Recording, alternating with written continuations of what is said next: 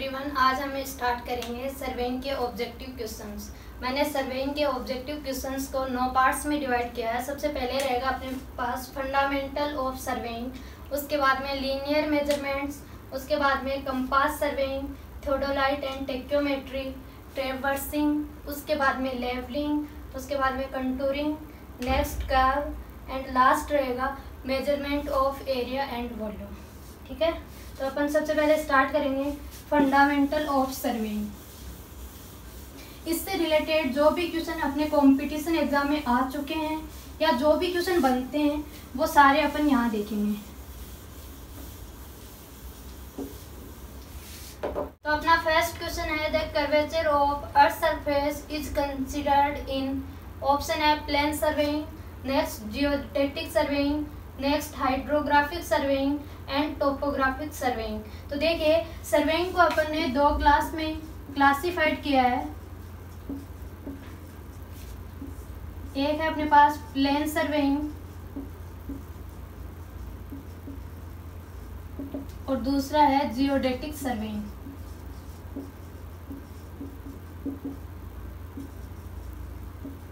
Plane surveying के अंदर earth surface का जो कर्वेचर है वो कंसीडर नहीं करते हैं।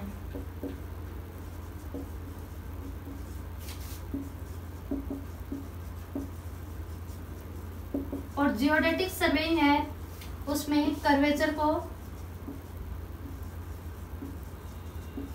कंसीडर किया जाता है। ठीक है, फर्स्ट डिफरेंस दोनों में ये रहेगा। सेकंड डिफरेंस है कि जहां पे एरिया स्मॉल है, यानी स्मॉल एरिया के लिए सर्वे किया जाता है, स्मॉल एरिया के लिए जहां सर्वेइंग किया जाता है वहां पर अपन प्लेन सर्वेइंग यूज करेंगे। और इसके लिए एरिया है वो लेस देन होना चाहिए 250 स्क्वायर किलोमीटर। ठीक है, अगर एरिया 250 स्क्वायर किलोमीटर से ज़्यादा है तो वो होगा अपना जियोडेटिक सर्वेइंग। जो अर्थ का जो कर्वेचर है वो कैसा होता है, ओब्लेट स्पेरिकल। ठीक है, प्लेन सर्वेइंग में जितने भी ट्राइंगल बनाएंगे वो प्लेन ट्राइंगल होंगे और जियोडेटिक सर्वेइंग में जो ट्राइंगल होंगे, इसमें जितने भी ट्राइंगल होंगे वो प्लेन ट्राइंगल होंगे। और जियोडेटिक सर्वेइंग में जो भी ट्राइंगल बनेंगे वो होंगे स्पेरिकल ट्राइंगल। Spherical triangle.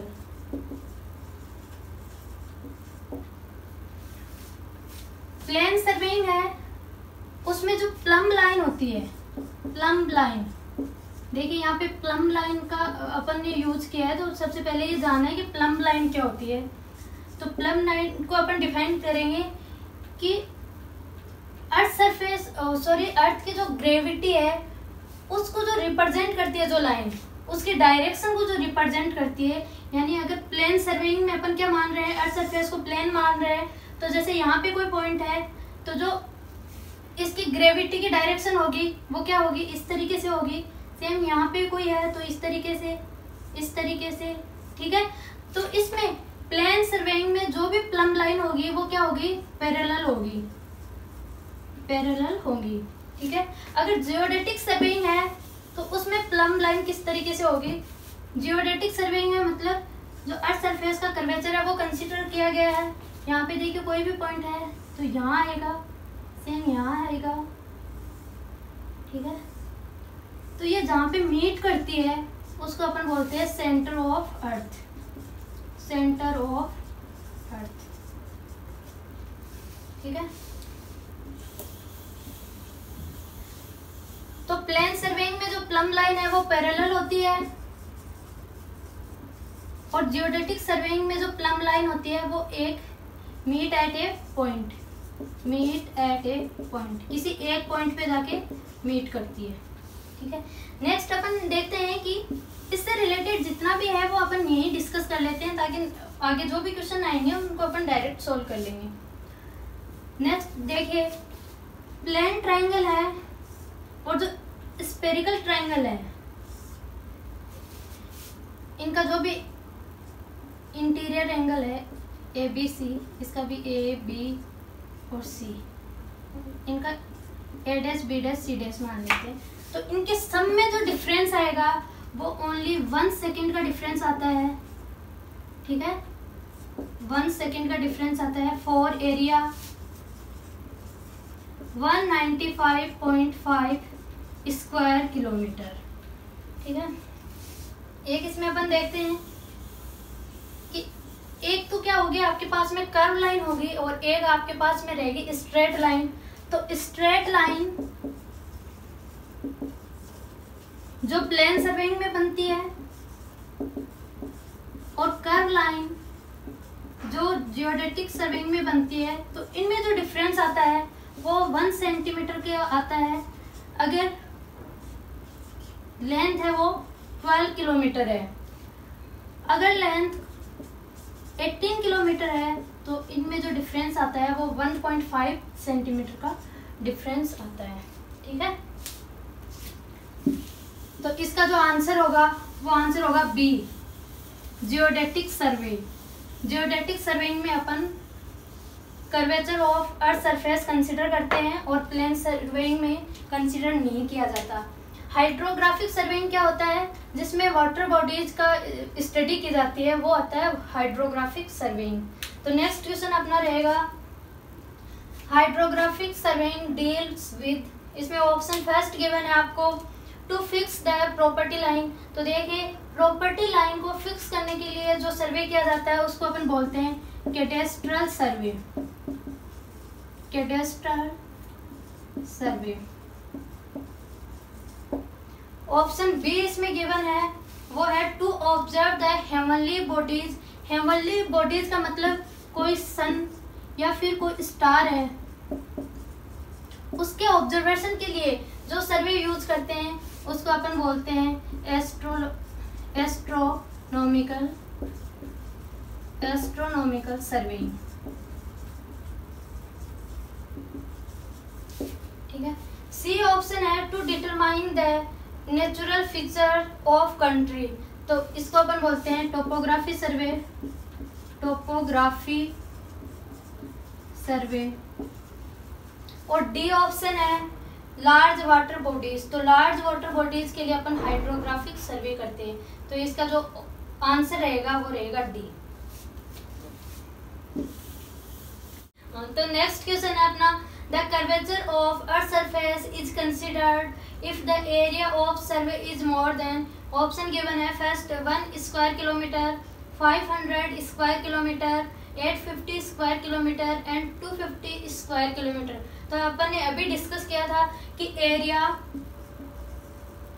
मोर देन 250 स्क्वायर किलोमीटर होगा तो जियोडेटिक सर्वे होगा, और area less than 250 square kilometre होगा तो प्लेन सर्वेइंग होगा। क्वेश्चन में अपने को गिवन है कि अर्थ सरफेस के कर्वेचर को कंसीडर किया गया है तो एरिया कितना होगा, 250 स्क्वायर किलोमीटर से ज्यादा होगा, ठीक है। नेक्स्ट क्वेश्चन है अपने पास में in plane surveying the plumb lines are, देखिए इसमें ए ऑप्शन है meet at a point, parallel to each other, cross each other and all of these. तो देखिए अपन ने इसे पहले जो क्वेश्चन फर्स्ट किया था उसमें देखा था, जब अपन ने डिफरेंस देखा था तब कि अगर प्लेन सर्वेइंग है तो उसमें प्लम लाइन क्या हो रही थी, एक दूसरे के पैरेलल थी, क्योंकि प्लेन सर्वेइंग में अर्थ सरफेस के कर्वेचर को कंसीडर नहीं करते, तो इस तरीके से प्लेन सरफेस होगा और इस पे जो भी पॉइंट है उनकी जो ग्रेविटी की जो डायरेक्शन है वही प्लम लाइन होती है। तो जैसे यहाँ कोई पॉइंट है तो उसकी ग्रेविटी की डायरेक्शन ये रहेगी, ये है तो इसकी ये रहेगी, ठीक है। तो ये एक दूसरे के पैरेलल होगी। अगर जियोडेटिक सर्वे के लिए पूछता तो वो क्या है, मीट एट ए पॉइंट, ठीक है। तो तब इसका आंसर होता ए, और अभी गिवन क्वेश्चन के लिए इसका आंसर है वो है बी, ठीक है। नेक्स्ट क्वेश्चन है Which one is not a classification based on instrument used?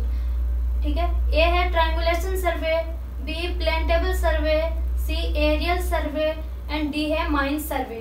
तो देखिए जो इंस्ट्रूमेंट यूज करते हैं उसी के नाम पे उस सर्वे का नाम कौन सा नहीं है। तो जैसे अपन कंपास यूज करते हैं तो उसको कंपास सर्वेइंग बोलते हैं, प्लेन टेबल यूज करते हैं तो उसको प्लेन टेबल सर्वेइंग बोलते हैं।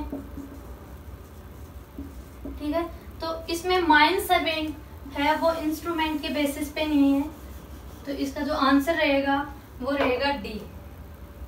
नेक्स्ट है question, principle of surveying used to prevent accumulation of error. ठीक है, सर्वेइंग के दो प्रिंसिपल है, एक तो अपने पास होता है whole to part, whole to part. इसमें क्या करते हैं कि जो भी सर्वे एरिया अपने पास उसको अपन पार्ट्स में डिवाइड करके और उसका सर्वे करते हैं, ताकि जैसे टोटल कोई भी एरिया है, ये आपके पास में एरिया है तो इसको पार्ट्स में डिवाइड कर दिया, तो पहले इस पार्ट का अपन क्या करेंगे, सर्वे करेंगे। तो इसमें जो भी एरर होगी उसको अपन यहाँ इसी एरिया में एलिमिनेट कर देंगे। नेक्स्ट अपन फिर इस एरिया का सर्वे करेंगे, तो इसमें जो एरर होगी उसको अपन यही एलिमिनेट कर देंगे। तो इस तरीके से जो होल टू पार्ट करते हैं तो जो एक्यूमुलेशन ऑफ एरर है वो प्रिवेंट हो जाता है। तो इसका जो आंसर रहेगा वो रहेगा to work from whole to part, यानी ऑप्शन बी। नेक्स्ट क्वेश्चन है, the shape of earth surface is considered as. Earth surface की जो कर्वेचर है उसकी शेप क्या होती है, तो वो होती है आपके पास ओब्लेट, ओब्लेट, स्पेरिकल। देखिए अगर ऑप्शन में ओनली स्पेरिकल दिया हो तो अपन स्पेरिकल लिखेंगे, और बट अगर ध्यान रखना अगर ऑप्शन में ओब्लेट स्पेरिकल है तो सबसे एक्यूरेट आंसर होगा ओब्लेट स्पेरिकल। तो इसमें ऑप्शन फर्स्ट है स्पेरिकल, बी है ओब्लेट स्पेरिकल, सी है इलिप्टिकल एंड डी है सर्कुलर। तो इसके लिए आंसर रहेगा बी। अगर बी नहीं होता तो आंसर होगा ए। ठीक है, नेक्स्ट क्वेश्चन है अपने पास, for preparing nautical chart for navigation the survey usually used. A option है geodetic surveying, topographic surveying, hydrographic surveying and aerial surveying. तो देखिए नेविगेशन है मतलब वाटर से रिलेटेड है कुछ, तो ये इसके लिए आंसर रहेगा हाइड्रोग्राफिक सर्वेइंग, यानी ऑप्शन सी इसका करेक्ट आंसर है। नेक्स्ट क्वेश्चन है, difference between sum of angle in plane triangle and sum of those in spherical triangle is only 1 second for area. तो ये अपन ने स्टार्टिंग में डिस्कस किया था कि अगर प्लेन ट्राइंगल है और जो स्पेरिकल ट्राइंगल है A B C, A dash B dash C dash, ठीक है, तो इनका जो सम आएगा उनमें जो डिफरेंस आएगा यानी A plus B plus C, और जो A dash B dash C dash के एंगल का जो डिफरेंस है वो 1 सेकेंड आएगा। कितने एरिया के लिए, 195.5 स्क्वायर किलोमीटर। ठीक है, अपने पास में ऑप्शन है 185 square kilometre, 195 square kilometre, 225 square kilometre and 260 square kilometre. तो इसके लिए आंसर रहेगा बी 195 स्क्वायर किलोमीटर। देखिए यहाँ पे अपन स्पेरिकल ट्रायंगल से रिलेटेड कुछ और चीजें भी डिस्कस कर लेते हैं। स्पेरिकल ट्रायंगल के जो तीनों एंगल है ए बी सी, इनका जो सम है वो 180 डिग्री से ज्यादा होना चाहिए बट 540 डिग्री से लेस होना चाहिए। ठीक है, next question is to observe the position of heavenly body such as sun और any star the survey is used. First है इसमें कैडेस्ट्रल सर्वेइंग। तो कैडेस्ट्रल सर्वेइंग अपन किसके लिए यूज करते हैं, जो भी फील्ड से रिलेटेड होता है वो अपन कैडेस्ट्रल सर्वेइंग वहाँ यूज करते हैं। बी ऑप्शन है सिटी सर्वेइंग। सिटी सर्वेइंग में अपन देखते हैं सीवर लाइन का अगर सर्वे करना है, ठीक है, जो भी वाटर सप्लाई जा रही है, ये सब किस में आते हैं, सिटी सर्वेइंग में आते हैं। नेक्स्ट है एस्ट्रोलॉजी सर्वेइंग, तो एस्ट्रोलॉजी सर्वेइंग नहीं होता है। और नेक्स्ट है एस्ट्रोनॉमिकल सर्वेइंग, तो इसको अपन बोलते हैं एस्ट्रोनॉमिकल सर्वेइंग। तो इसके लिए जो आंसर रहेगा वो रहेगा डी। नेक्स्ट क्वेश्चन है 1 nautical mile is equal to, इसके लिए ऑप्शन गिवन है 1.852 kilometre, 1.6093 kilometre, 1.543 kilometre and 3.243 kilometre. तो देखिए 1 नॉटिकल माइल है, 1 नॉटिकल माइल है,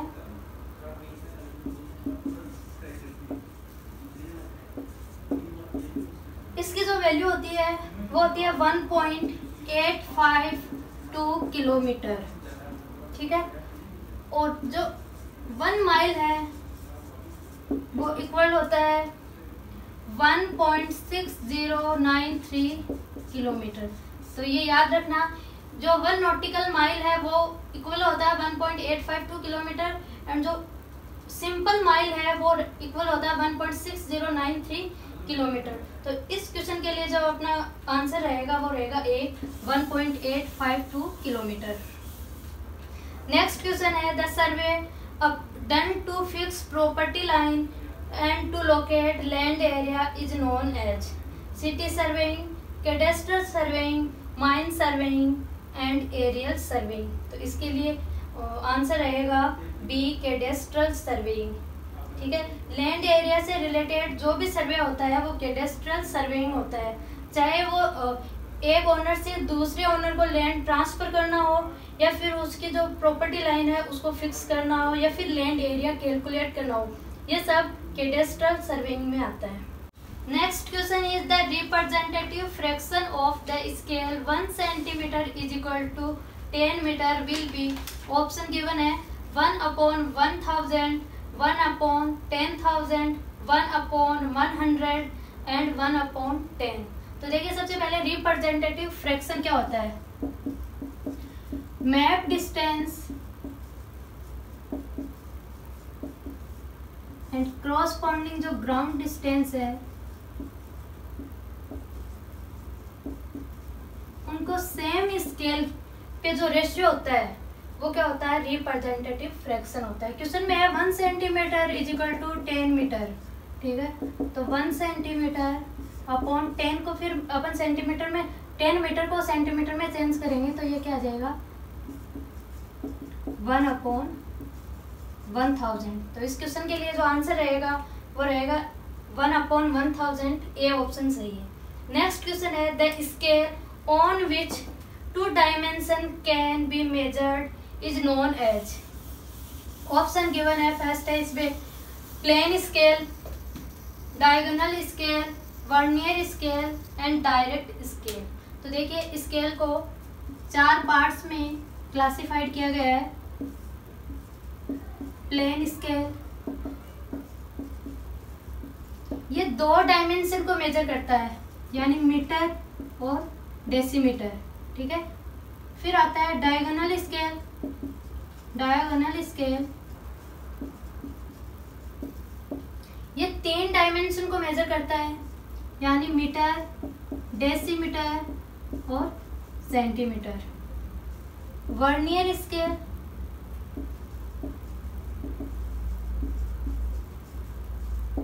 ये किसी भी ग्रेजुएटेड स्केल है उसके स्मॉलेस्ट डिवीजन के फ्रैक्शन को कैलकुलेट करता है।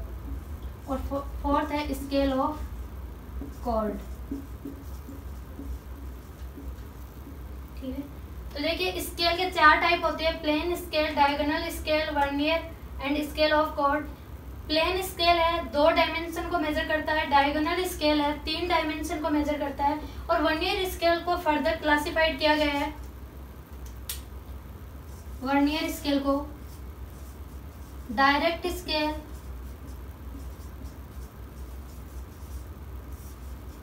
And retrograde scale.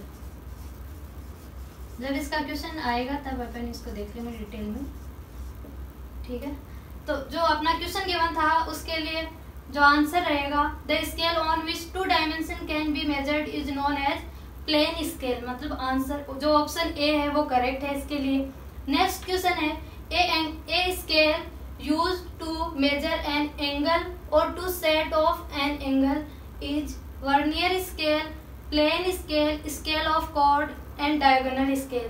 तो इसके लिए अपन स्केल ऑफ कॉर्ड यूज करते हैं। स्केल ऑफ कॉर्ड है वो एंगल को मेजर कर सकता है और जो एंगल को सेट ऑफ करने के लिए भी इसको अपन यूज कर सकते हैं, ठीक है। तो इस क्वेश्चन के लिए जो आंसर रहेगा वो रहेगा सी। अपना नेक्स्ट क्वेश्चन है वो है if length of one division on vernier scale is larger than the length of one division of main scale is known as. Option है इसके लिए direct vernier, retrograde vernier, extended vernier and simple vernier. तो देखते हैं vernier है, इसको mainly दो class में क्लासिफाइड किया गया है, direct vernier and retrograde vernier.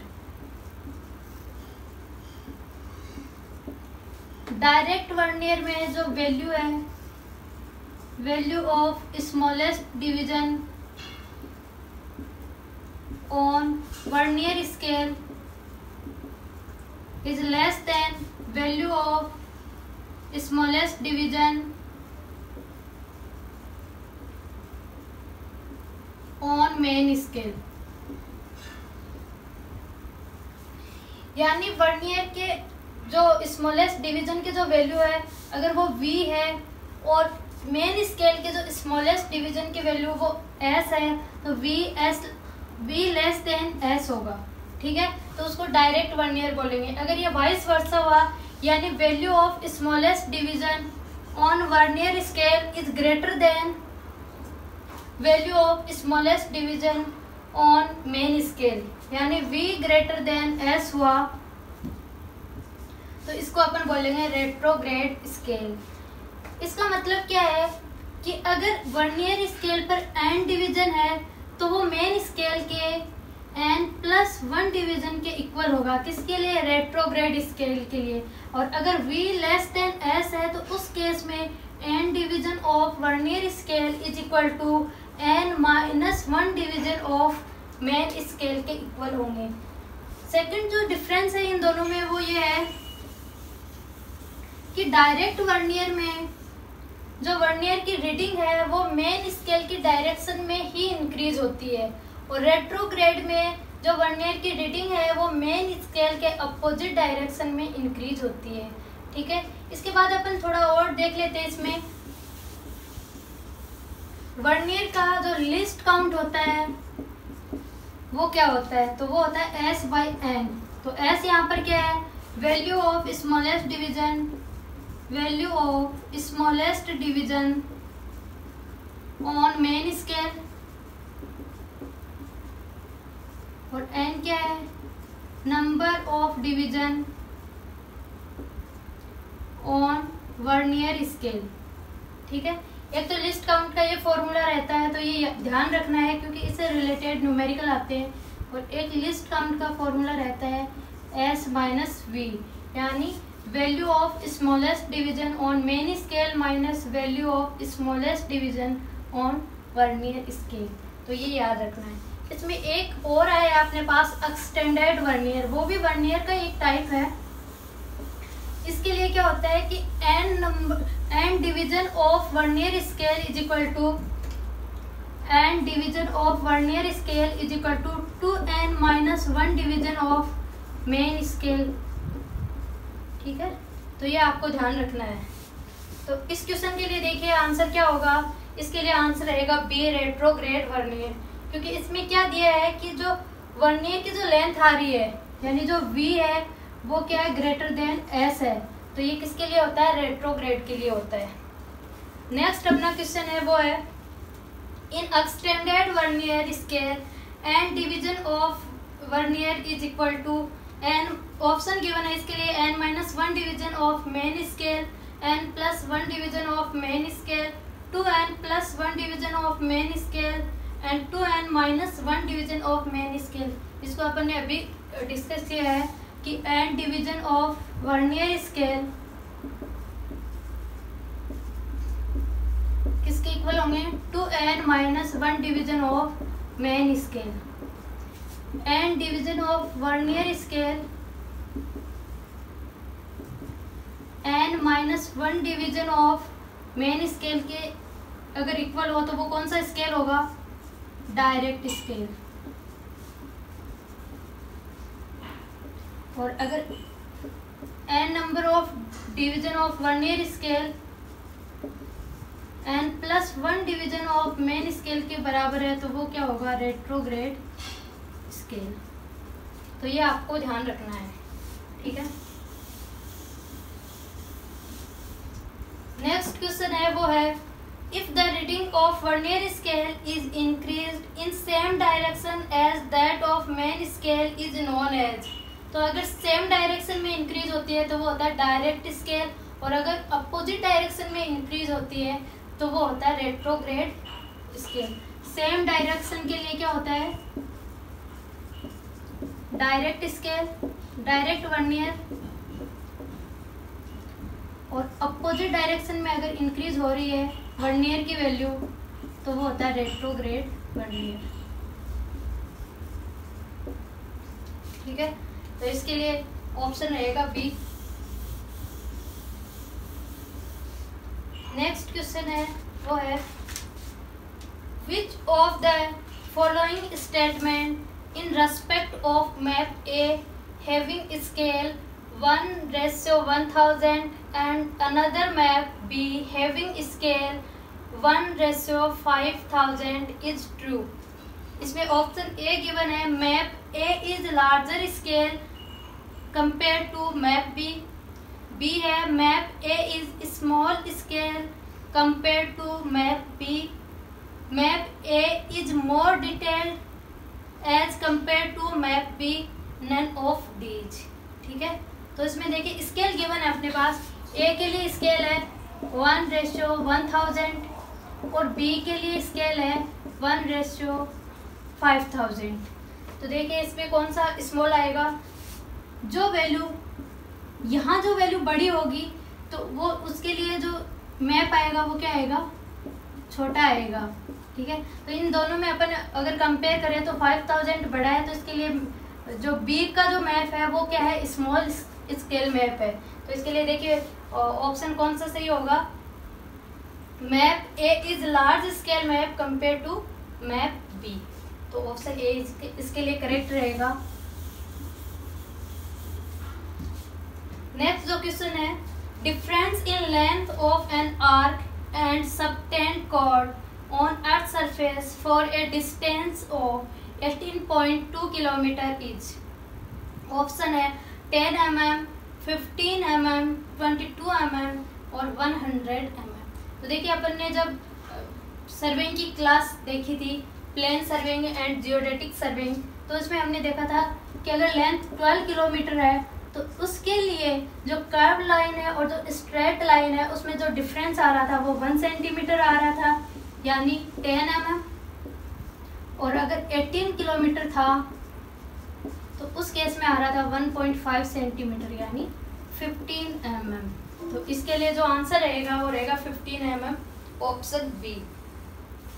Next आपके पास क्वेश्चन है which one is the smallest scale. Option है 1:100, 1:500, 1:1000 एंड 1:2500। तो स्मॉलेस्ट स्केल कौन सा होगा? स्मॉलेस्ट स्केल कौन सा होगा? जैसे अगर 1 कुछ भी दिया हो, यहाँ पे ए मान लिया, तो जिसकी ए की वैल्यू ज़्यादा होगी उसका जो स्केल है वो कम होगा। तो आपको देखना है कि जो नीचे जो वैल्यू आ रही है, रेशियो में जो वैल्यू आ रही है वो सबसे बड़ी कौन सी वैल्यू है, उसके लिए स्केल क्या होगा? स्मॉलेस्ट रहेगा। तो इसमें देखिए ऑप्शन जो डी है वो क्या है? 1:2500, ठीक है। तो ये आपका स्मॉलेस्ट स्केल रहेगा। नेक्स्ट क्वेश्चन है आपके पास में maximum error on the drawing should not be greater then. Option है 0.01 mm, 0.025 mm, 0.25 mm and 0.1 mm। तो इसके लिए जो आंसर रहेगा वो रहेगा 0.25 mm, यानी ऑप्शन सी इसके लिए करेक्ट आंसर है। ये डायरेक्ट वैल्यू है, इसमें समझाने के लिए कुछ भी नहीं है, ये आपको याद ही रखना है। नेक्स्ट क्वेश्चन है वो है in geodetic surveying sum of angle of spherical triangle should not be greater than. तो ऑप्शन है 180, 270, 360 एंड 540। तो इसके लिए रहेगा 540। देखिए जो स्फेरिकल ट्रायंगल है इसका एंगल मान लिया ए बी सी, ठीक है, ये भुजा ए है, ये सी और ये बी, ठीक है। तो इसमें जो angle A plus B plus C है इसकी वैल्यू 180 से ज़्यादा आनी चाहिए बट 540 से कम आनी चाहिए, ठीक है। कोई भी इसकी भुजा है उसकी दो भुजाओं के सम से ज़्यादा नहीं आनी चाहिए। किसी भी भुजा की वैल्यू जैसे ए है तो वो लेस देन आना चाहिए बी प्लस सी से, बी है तो वो लेस देन आना चाहिए ए प्लस सी से, अगर सी है तो वो लेस देन आना चाहिए ए प्लस बी से। ये स्फेरिकल ट्रायंगल की कुछ कंडीशंस है जो आपको याद रखनी है, ठीक है। और ये जियोडेटिक सर्वे जहाँ अपन करते हैं वहाँ स्फेरिकल ट्रायंगल कंसिडर किया जाता है। देखिए जहाँ पे अपने को बहुत ज़्यादा एक्यूरेसी रिक्वायर्ड है उस जगह अपन जियोडेटिक सर्वेइंग करते हैं, और ये लार्ज एरिया के लिए किया जाता है, और जो प्लेन्स सर्वेइंग है वो स्मॉल एरिया के लिए किया जाता है। और एरिया अपन ने देखा था एरिया कितना होता है प्लेन सर्वेइंग के लिए 250 स्क्वायर किलोमीटर से कम होता है, और उसके लिए जियोडेटिक के लिए 250 स्क्वायर किलोमीटर से ज़्यादा होता है। कई बार एग्जाम में 250 नहीं देकर 260 दिया होता है, 260 स्क्वायर किलोमीटर, तो उस केस में ये ऑप्शन सही रहेगा, ठीक है। तो अपना नेक्स्ट जो क्वेश्चन है वो है calculate number of division of main scale that is equal to 8 division of extended vernier, ठीक है। तो इसमें देखिए आपको एक्सटेंडेड वर्नियर दिया हुआ है, एक्सटेंडेड वर्नियर। तो एक्सटेंडेड वर्नियर के लिए अपन ने देखा था कि n division of vernier scale is equal to 2n minus 1 division of main scale, ठीक है, यही होता है। तो देखिए क्वेश्चन में आपको जो गिवन है वो n नंबर वर्नियर वाला गिवन है, यानी उसकी वैल्यू है 8। तो मेन स्केल पे क्या होगा 2n minus 1, 2 multiply by 8 minus 1 16 minus 1, यानी 15 इसके लिए आंसर रहेगा, ठीक है। तो इसके लिए जो ऑप्शन है वो सी इसका करेक्ट आंसर है जिसका वैल्यू है 15, ठीक है। नेक्स्ट क्वेश्चन है वो है for estimating corrected area from a map of shrunk factor F. इसमें ऑप्शन दिया है it is directly proportional to F, it is directly proportional to square f, it is inversely proportional to f, it is inversely proportional to square of f। तो इसके लिए जो answer रहेगा वो रहेगा D, it is inversely proportional to square of f।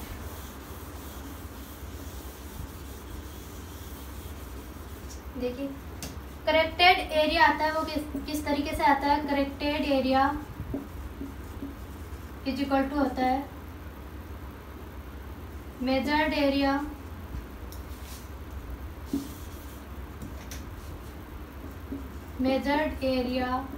Into 1 upon shrunk factor का whole square, ठीक है। तो मतलब ये जो श्रंक फैक्टर है उसके इनवर्सली स्क्वायर के प्रोपोर्शनल है, तो इसके लिए जो आंसर रहेगा वो डी रहेगा। नेक्स्ट क्वेश्चन है a surveyor measured a distance between 2 points on map of representative fraction of 1:100 is 60 metre, but later he found that used wrong RF of 1:50। What is the correct distance between 2 points. तो देखिए correct length क्या होगी, correct length होती है RF of wrong scale upon RF of correct scale multiply by measured length.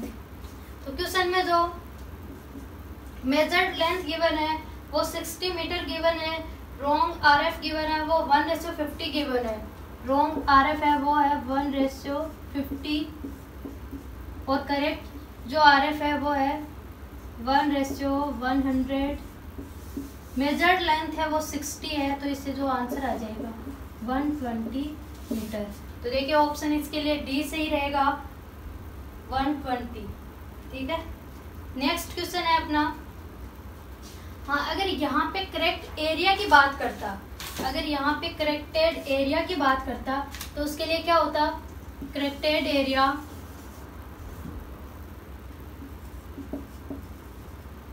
तो उस case में RF of wrong scale divided by RF of correct scale का whole square into measured length. अगर volume की बात कर, सॉरी मेजर्ड एरिया आ जाएगा यहाँ पर, और अगर वॉल्यूम की बात करेगा तो इसकी पावर 3 हो जाएगी और यहाँ पे आ जाएगा मेजर्ड वॉल्यूम।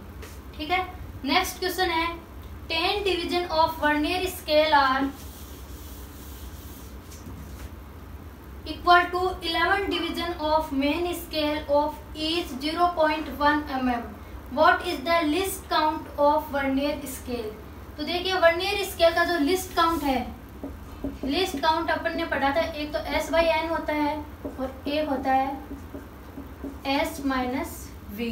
तो देखिए यहाँ पे जो आपको गिवन है वो S गिवन है, यानी मेन स्केल का जो स्मॉलेस्ट डिवीजन है उसकी वैल्यू आपको क्वेश्चन में गिवन है और वो है 0.1 mm।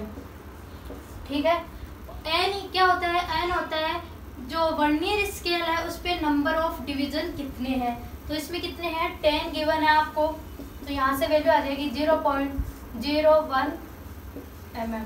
तो इसके ऑप्शन में जो रहेगा वो रहेगा B 0.01 mm।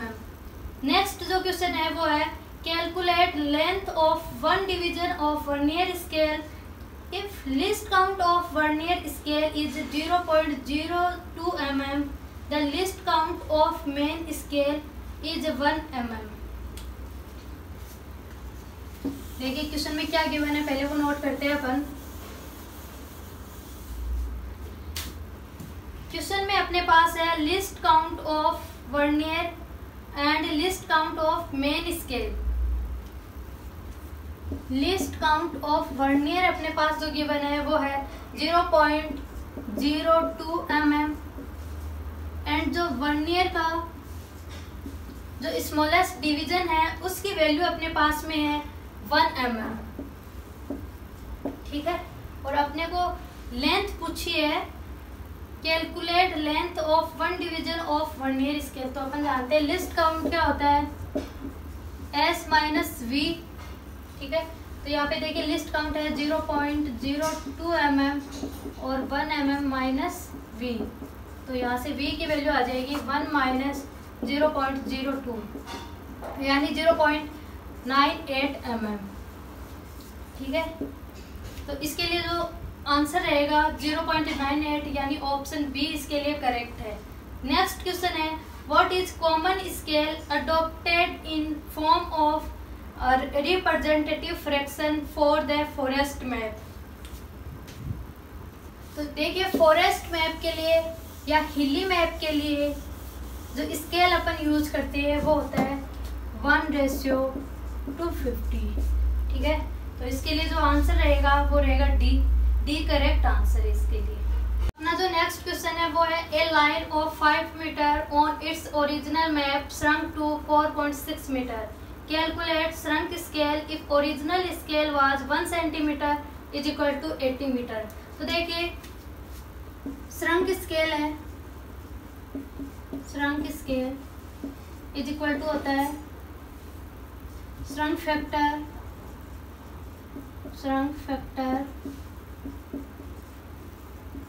Multiply by original scale.